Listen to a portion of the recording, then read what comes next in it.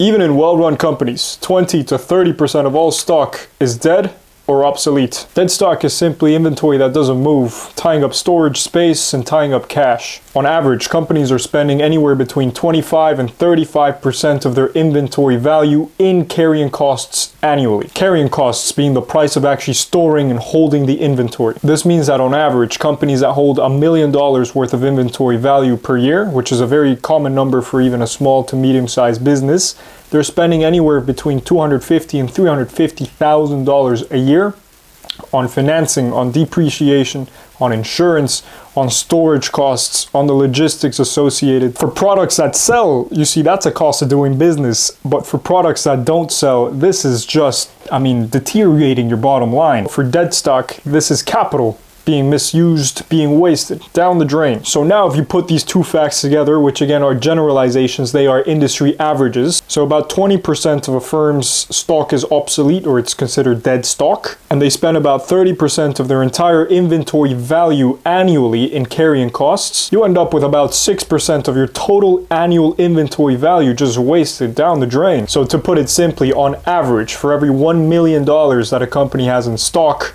they're losing about $60,000 just burnt down because of carrying costs associated with dead stock. And you see, that's without considering the opportunity cost of the dead stock. So when analysts actually consider the potential profits that are lost from this, you end up finding out that about 111% of the inventory value of the dead stock is lost annually because of the potential revenue that is lost and the potential profitability that is lost from having these items that are dead and obsolete and are not selling. If normal stock turns about 4 times a year at, say, 25% margin, you have lost effectively 100% of all the profitability of that dead stock. With that, you have to add the insurance, the depreciation, the financing of the dead stock, and you reach that 111% figure. Just think about that. Not to be cruel or anything, but you wouldn't keep a dead person on payroll now, would you? But what most businesses are doing, and in fact all businesses, what they do, and they sleep on this, they don't realize how big of a problem this can be, is essentially they're paying rent for dead stock, for items that are obsolete, that will never sell. And the best thing you can do, and I'll tell you in a little bit the best fix you can do, it's write it off. You gotta write it off. I saw this myself when I was working for a company. Director comes in, she says, hey, I've identified this and that, say ballpark $3 million of aged stock, still counted for in the books, in the ERP system that they were using. The cutoff date she mentioned was 4 years. So when I checked all the books, in fact, indeed, that whole list was items that were 4 years or older. I asked, well, what's the problem? What's the fix? We can't just sell them? Well, she says, no, we can't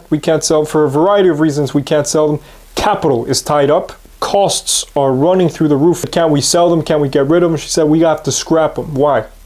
This is burning a hole in the pocket of supply chain. This is causing carrying costs to burn a big hole in the bucket. This is causing labor costs, the warehousing, the insurance, the financing, everything is very expensive.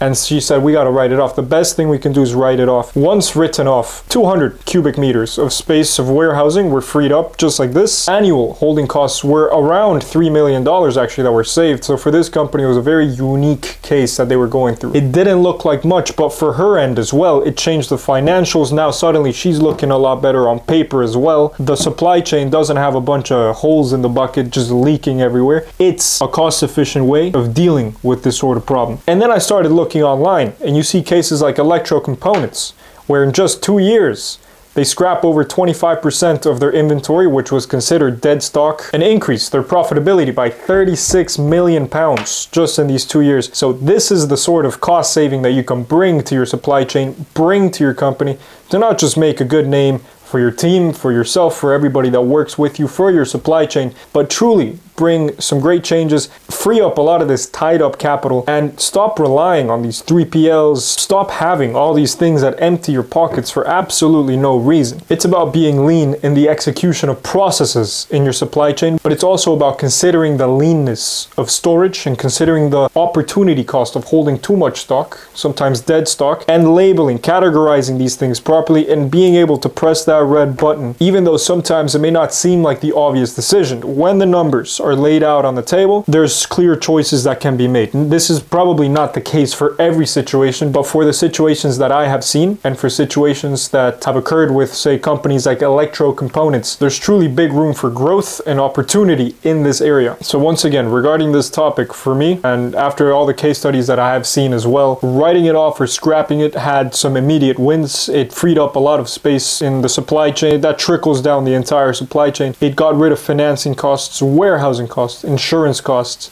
labor costs. It cleaned the books, so everybody's happy, even the people up top, the shareholders are happy. It doesn't sound flashy, but these sort of wins can be way bigger than people think.